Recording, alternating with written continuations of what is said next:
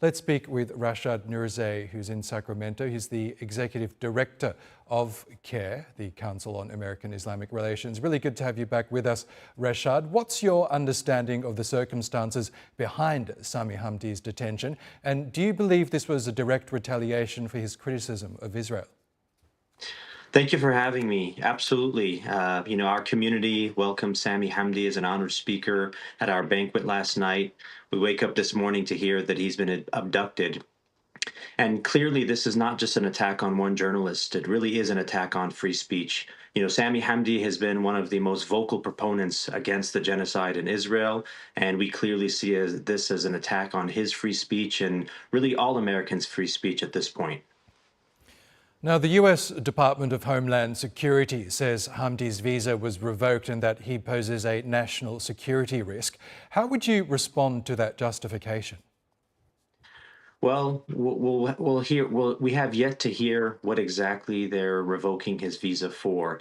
But clearly, just the same day, the anti-Muslim extremist and pro-Zionist Laura Loomer publicly took credit for Hamdi's detention. So it's a dangerous precedent if the U.S. government can abduct a respected British journalist at the behest of extremists simply because he's criticizing a foreign government's genocide. I think in this case, none of us are safe.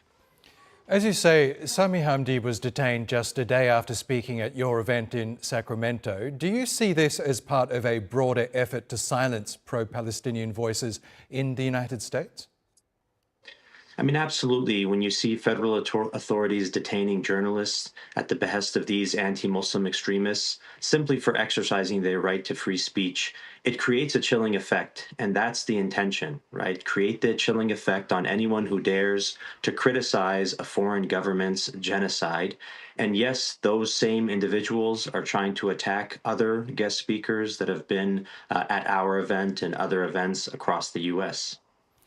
You mentioned the Trump administration ally Laura Loomer. She's publicly celebrated Hamdi's detention and even claimed credit for it. What does that say about the political climate surrounding Muslim and pro-Palestinian advocates today? Yeah, it's a sad and embarrassing reality as an American when one individual or multiple individuals who hold extremist views, who have been actively campaigning the government to undermine our American right to free speech, get to make decisions like this. And clearly no one else is responding, and yet they want to take credit. So unfortunately for us, we see this clearly as an attack on our First Amendment and the very principles that our nation claims to hold.